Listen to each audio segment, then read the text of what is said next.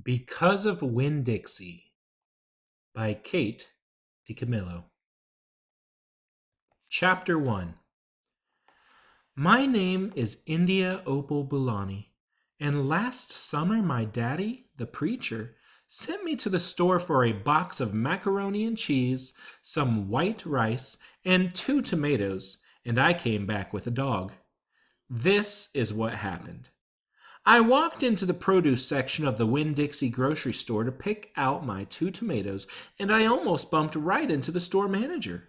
He was standing there all red-faced, screaming and waving his arms around. "Who let a dog in here?" he kept on shouting. "Who let a dirty dog in here?" At first, I didn't see a dog. There were just a lot of vegetables rolling around on the floor, tomatoes and onions and green peppers, and there was what seemed like a whole army of Winn Dixie employees running around waving their arms just the same way the store manager was waving his. And then the dog came running around the corner. He was a big dog and ugly, and he looked like he was having a real good time. His tongue was hanging out, and he was wagging his tail. He skidded to a stop and smiled right at me. I had never before in my life seen a dog smile, but that is what he did. He pulled back his lips and showed me all his teeth.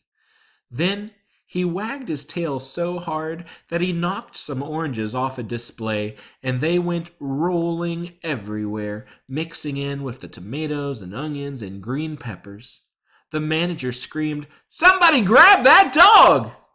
The dog went running over to the manager, wagging his tail and smiling. He stood up on his hind legs. You could tell that all he wanted to do was get face to face with the manager and thank him for the good time he was having in the produce department. But somehow he ended up knocking the manager over. And the manager must have been having a bad day, because lying there on the floor, right in front of everybody, he started to cry. The dog leaned over him real concerned and licked his face. "Please," said the manager, "somebody call the pound." "Wait a minute," I hollered. "That's my dog. Don't call the pound." All the Winn Dixie employees turned around and looked at me, and I knew I had done something big, and maybe silly too. But I couldn't help it. I couldn't let that dog go to the pound. "Here, boy," I said. The dog stopped licking the manager's face and put his ears up in the air and looked at me like he was trying to remember where he knew me from. "Here, boy," I said again. And then I figured that the dog was probably just like everybody else in the world, that he would want to get called by a name, only I didn't know what his name was. So I just said the first thing that came into my head. I said, "Here, Winn Dixie." And that dog came trotting over to me just like he had been doing it his whole life. The manager sat up and gave me a hard stare, like maybe I was making fun of him. "It's his name," I said. "Honest." The manager said, "Don't you know not to bring a dog into a grocery store?" "Well, yes, sir," I told him. "He got in by mistake. I'm sorry. It won't happen again. Come on, Winn Dixie," I said to the dog. I started walking, and he followed along behind me as I went out of the produce department and down the cereal aisle and past all the cashiers and out the door.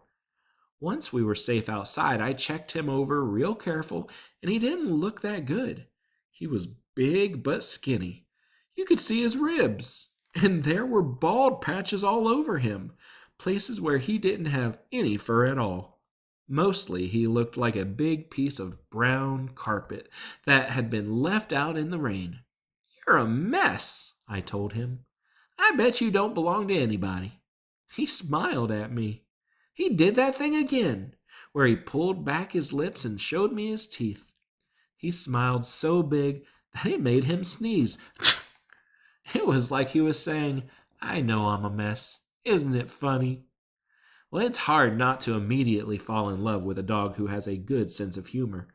"Come on," I told him. "Let's see what the preacher has to say about you." And the 2 of us, me and Winn Dixie, started walking home.